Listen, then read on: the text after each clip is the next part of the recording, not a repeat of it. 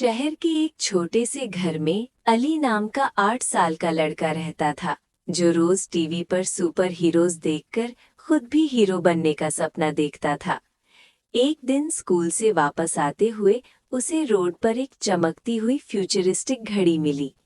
जैसे ही उसने वो घड़ी पहनी तो एक नीली रोशनी चमकी और आवाज आई, पावर एक्टिवेटेड।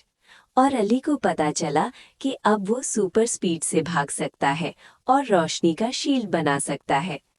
इसी वक्त शहर में रोबोबग नाम का एक फनी लेकिन डेंजरस रोबोट आ गया, जो कार्स उठाकर लोगों को डरा रहा था। अली ने फौरन मास्क पहना और खुद को नैनो बॉय कहा।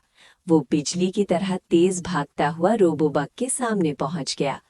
रोबोट ने लेजर छोड़ी, लेकिन नैनो बॉय ने लाइट शील्ड बनाकर खुद को बचा लिया। फिर वो इधर उधर जंप करता रहा और अपनी स्मार्ट ट्रिक से रोबोबग को फिसलाकर गिरा दिया। कुछ ही देर में रोबोट बंद हो गया और पूरा शहर बच गया। लोग खुशी से तालियां बजाने लगे और नैनो बॉय का शुक्रिया अदा किया।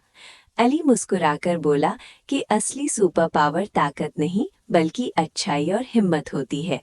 रात को वो अपने कमरे में वापस आ गया, जहां नैनोवॉट चमकी और बोली, मिशन कंप्लीट।